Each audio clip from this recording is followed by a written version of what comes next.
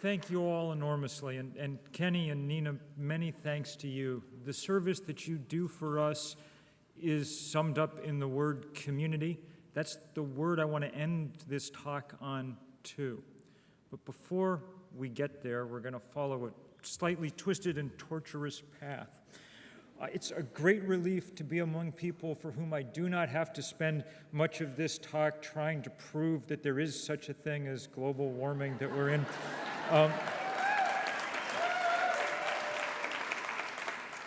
And I will say as well that there's, in an odd sense, a certain kind of good news this fall.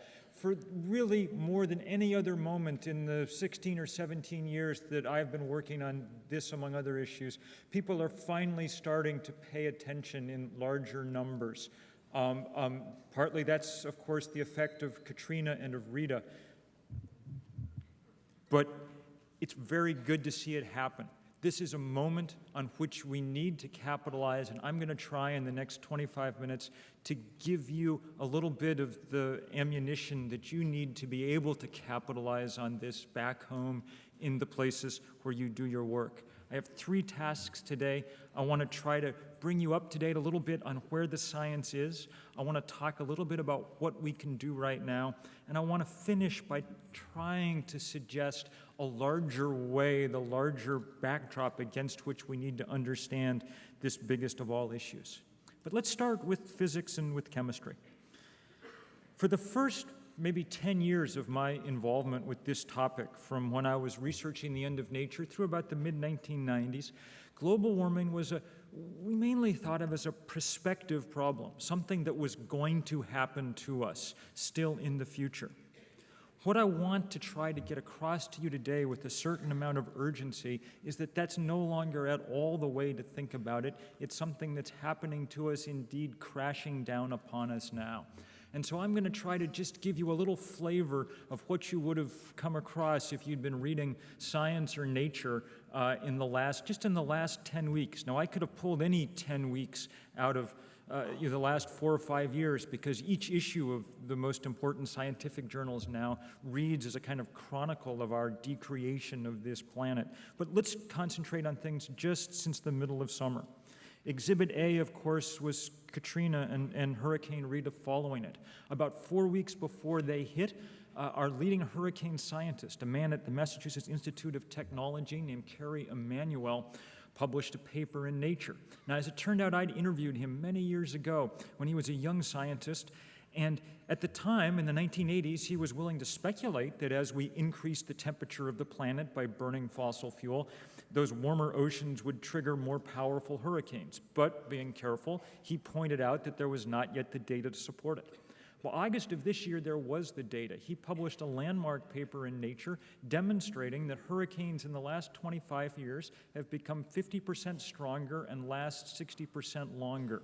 Those are enormous changes that we got some visceral sense of as first Katrina and then Rita roared across the Gulf of Mexico, picking up enormous heads of steam from that warm water trapped therein. And in fact, a week after Katrina roared across, a team from Georgia Tech published another paper in Science demonstrating that the number of Category 4 and Category 5 hurricanes has more than doubled in the last 20 years. That's Exhibit A, but it's not the only exhibit. 2 weeks ago, the National Arctic Sea Ice Research Center in Colorado released its latest update of what the satellite pictures are showing us about the state of sea ice in the Arctic. There's 20% less of it than there should be, 20% less than there has been before. An area twice the size of Texas melts now each summer, and that's extremely difficult news, in part because it serves not only as an indication of how much we've raised the temperature, but in itself it's a feedback mechanism that amplifies this. Instead of that nice white ice for the sun's rays to bounce off of, we now have blue water to absorb more solar radiation and amp up this process. Similarly, a team of researchers a few weeks ago reported on new measurements of tundra conditions across the permafrost regions of Siberia. And what they found was that permafrost is melting very, very quickly, that lakes are appearing and then draining very quickly as the ice beneath them eventually melts away. Among other things, this too is producing a potent feedback. There's a lot of methane that's been trapped, another potent greenhouse gas that's been trapped down beneath that tundra, in that tundra, and it's now pouring out so profoundly that apparently in a lot of places in Siberia last winter, there was open water because the bubbling effect of all this methane coming up through the water was enough to keep it from freezing even in midwinter. Finally, just a few days ago, a British team reported on their best data set in the world on soil samples. They'd gone around in 1978 and they dug 6,000 holes. They came back last year and looked at their holes again, looked at that soil in the top 15 centimeters at these 6,000 sites around the British Isles. What they found was that as we've begun to heat the planet, as that soil has begun to warm, it's become more microbially active. The rate of decay in it has increased. The growing season, in essence, lasts longer. Those soils become a little more tropical, a little less temperate with each passing year. As a result, they're now, instead of trapping carbon, releasing more and more and more of it each year into the atmosphere. Across the UK alone, they calculated about 13 million tons annually. How much is that? That's enough. Britain has done more than any nation almost to change its carbon emissions profile since 1990. They've essentially switched from coal to natural gas and hence cut their emissions pretty dramatically. They've done a lot of good things. All of the good things that they have done have been wiped out by that extra soil, that extra carbon pouring out of the soil in the UK alone. So the numbers are very large. This is what happens when we increase the temperature of the planet 1 degree. That's how much we've increased it so far, from 59 degrees globally average to 60 degrees. It doesn't sound like much. If it was 59 when we walked in here and 60 when we walk out, we won't be able to tell the difference, but the planet can tell the difference. It's not that the Earth is going to change someday. It's that the Earth is changing right now in deep and profound ways. Some of you are old enough to remember, as I can, the impact of those photos coming back from Apollo 7, the first pictures of this, blue-white marble floating in the black void. Well, you know what? That picture is as out of date as my high school yearbook photo, The Earth doesn't look like that anymore. There's less white and there's more blue. There's more storms swirling in the background. We're already through Hurricane Vince. All we've got left to go is Wilma this season before we reset the clock back to Alberto, and we have a month left in the hurricane season. That's with 1 degree. The computer models make it very clear that unless we dramatically change the ways in which we power our lives, we will see far greater increases in temperature in the course of this century. The best guess, the sort of middle consensus of the various computer models, is that the temperature will increase a further 5 degrees Fahrenheit in the course of this century. If that happens, the temperature of this planet will be warmer than it has been for tens of millions of years. Not warmer than it's been in human history, warmer than it's been since before the beginning of primate evolution. Okay? We're talking about an utterly different place. We have some sense of what this might mean, what might happen as we do this. Sea levels will rise, disease will spread, as mosquitoes are the main champions of a warmer and wetter world. Agriculture will become more difficult as sustained heat waves suppress crop yields. We get a taste, too, of the human impact when we see events like Katrina, which left 1 million people as refugees within this country. The UN last week published an update of their own kind of computer modeling of what we can expect in terms of refugees, especially in low-lying tropical areas around the world. By the end of this decade, they say, there may be 50 million at a time environmental refugees. By the middle of the century, Norman Myers, the British environmental scientist, has done modeling to indicate that there could easily be 150 million environmental refugees at any given moment. 150 Katrinas, in essence, going on, and most of them in places with even less ability to respond than our own government showed in the wake of Katrina. The bitterest truth that I have to tell you today is that we're not going to stop global warming. It is too late to prevent global warming, to keep it from happening.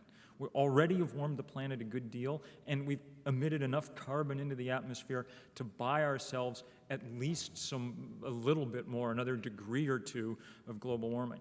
The only question for our time is whether we can figure out how to keep things from getting entirely out of control. That is the moral challenge for the century we're now entering. It's hard to figure out exactly how to put it in ways that will really move people. Saying our challenge as a generation is to keep the atmospheric concentration of CO2 below 550 parts per million is a difficult sell. But there it is, you know. That's the dream that people in our time and place have to embrace and make the most of. And it will not in any way be easy.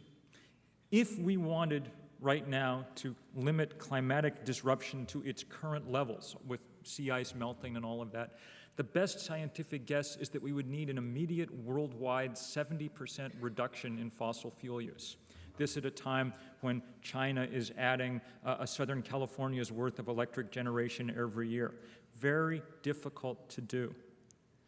But it's what we have to do. So question 2 is, how do we go about it? There are a number of steps, and I'm not going to talk about them in enormous depth here. We'll have another panel here at 4:30 in the afternoon where people can provide some of their own answers. But clearly, some of the answer is political. Washington, D.C. has obviously become hopeless for this task in recent years. That needs to change, and there are people trying to do it.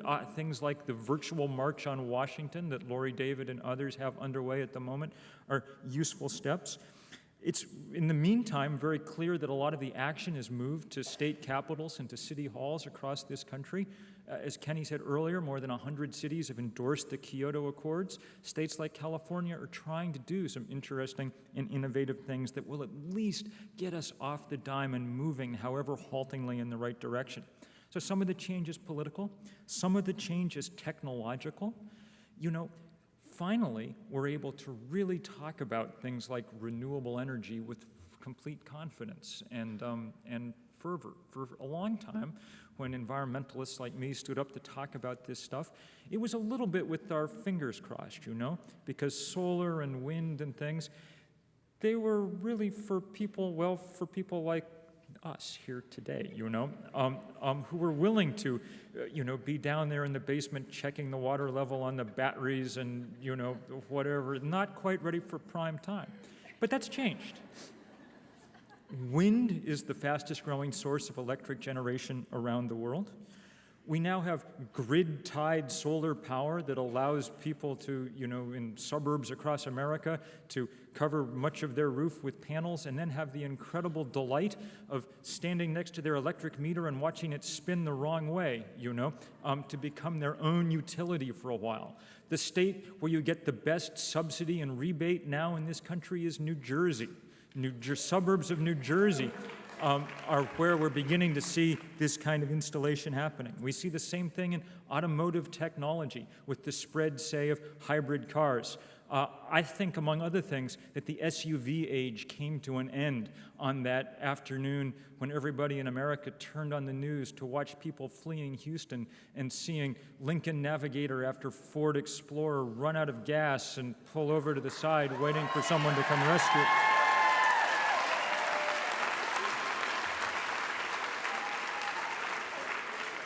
And of course, most importantly, technologically, we've got all the less sexy, less glamorous, but really important nitty-gritty work of how to do conservation, how to make sure that we get the right light bulbs in and the right sensors on motors and all those things.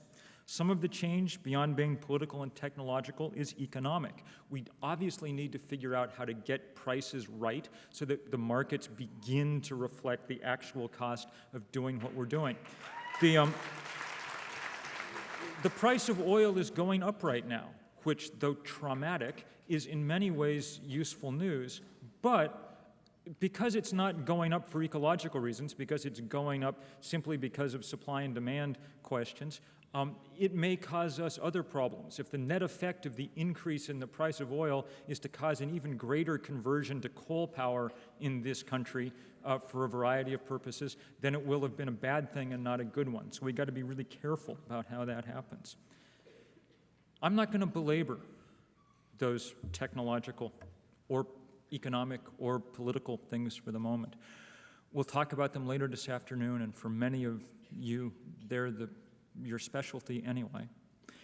And I don't think in the end that they're the place where we most need to go to work. The thing that I think there's something else that we really have to think about. And the way that I begin to get around to understanding it is to say that, our inability in this country to do anything about climate change, to join the rest of the world in beginning to at least try to address it, is not, when you get right down to it, entirely the fault of the Bush administration. There's something much deeper in the American psyche. Now, they're not helping anything by being pawns of the oil industry and whatever else, but it's worth reflecting that we didn't get anywhere during the Clinton-Gore administration either, when American carbon emissions rose 15% in the course of those 8 years. Really, the president who understood most deeply what this situation was about, or at least said the thing that was most perceptive, albeit sad, was the elder President Bush. In 1992, when he was running for re-election, in order to beat Bill Clinton, he agreed to go off to that big World Environmental Summit in Rio, which many of you may remember as a kind of high watermark of real hopefulness for world participation in doing something about these questions. But on his way to the airplane there, a reporter asked him a question, and he turned around and said, "I'll tell you this, the American way of life is not up for negotiation." That was the bottom line, and that bottom line has governed really how we've thought about these things. I'm going to back away from the science and the politics for a moment and just tell you about something that keeps coming up in my head. Years ago, I wrote a very strange book called The Age of Missing Information, which is a weird experiment. I went and I found the largest cable TV system on Earth. It was in Fairfax, Virginia. It had 100 channels. I got people to, 100 channels now is nothing, but then it was a lot. I got people to tape for me everything that come across these 100 channels for one 24-hour period. So I had 2,400 hours worth of videotape. I took it home with me, I went to Sears and I got a recliner, and I settled in to watch. That was my job for a year, to sort of try to figure out what does the world look like if this is the window through which you perceive it. And the book was filled with lots of different ideas, but if there was one message that flowed through that cable all the time and that flows through pretty much all the organs of our consumer culture, that message would be, you are the most important thing on Earth. You're the center of the universe. You're the heaviest object in the world, and around you all should orbit. That hyper-individualism is America's main contribution to sort of ways of being human. It's our exploration of the kind of outer fringe. There's never been a culture quite like it. We take it exactly for normal. It seems like the air we breathe. But for most of human history, for most people, other things, the community, the tribe, God, nature, some amalgam of these have been very close to one's identity. It wasn't all about us. It wasn't the economy, stupid. Why does this matter? Let me try to put it in this perspective. The most heartening statistic about global warming that I can give you is this. Western Europeans, on average, use 50% less energy than Americans do per capita, okay? The average person in Atlanta, just moving themselves around, releases 7,500 pounds of carbon dioxide a year. The average person in Paris or in Oslo or in Marseille, or in Bonn, or in Tel Aviv uses about 2,000. It's not because they're living in caves and having undignified lives. When we want to see kind of elegance and dignity, pleasant, where do we head but Paris and Rome? It's not because they have some magical technology that we have been denied. It's because they have a different way of regarding each other, a slightly different ordering of the priorities in their lives. And what does that mean in practice? Well, it means they have vital cities where people want to be. And so there hasn't been this sort of endless centrifugal spinning off of everybody out into sprawling suburbs. Instead, there's been a kind of gravitational attraction in towards those cities. As a result, you're able to really do effective and efficient public transportation. You're able to live in a smaller house because all of Rome or all of Paris is part of your living room. You don't need the home entertainment center because Rome is the entertainment center in some way for your life. They're able to do it. They're able to do it because people have health care. And when people have health care, then they're able to make choices about where they're going to work, not continue with whatever they're doing simply to make sure that their kids will be able to go to the doctor if they're sick. One result of that is markedly less kind of manic consumption on the other side of the Atlantic. It's not as if there's some perfection over there, and it's not as if they don't have all kinds of work to do too, but it is a very useful notion for us to realize that we're not the only normal possible in the developed world. And here's the really interesting leverage point, the place where I'm sort of thinking and working most at the moment. The most interesting thing about our hyper-individualism is that all of it, all the kind of prosperity that we've built, all the kind of intense focus on ourselves, it hasn't made us as happy as it is supposed to have. There's not a lot of data on this, oddly, but what we have is very suggestive. Every year the Gallup people ask Americans in the fall, they ask them the question, are you satisfied with your life? Which is a pretty basic question. And you can answer, I'm very satisfied, I'm not satisfied.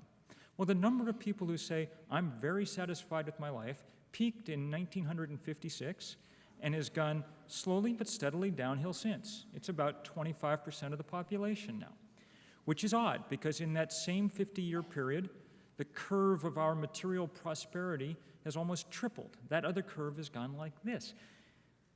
The distance between those two diverging curves is very powerful territory.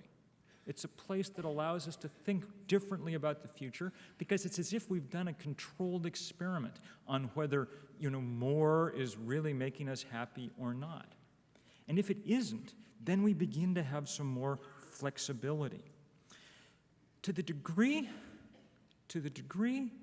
that the social scientists and the pollsters and all can begin to understand what it is that we're lacking, it appears to be a deeply felt and perceived lack of community, of connection with each other.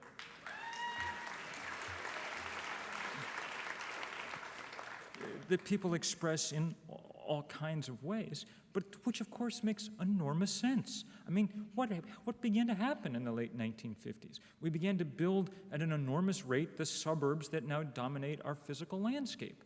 Landscapes where people are, by the very architecture of those places, isolated from each other, where it becomes extremely difficult to know your neighbors very well, where you're sort of marooned in your own ever larger home,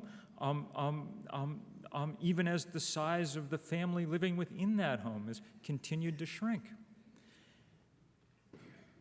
What I'm trying to suggest, all I'm trying to suggest, is that what we want psychologically, I think, is more community in our society.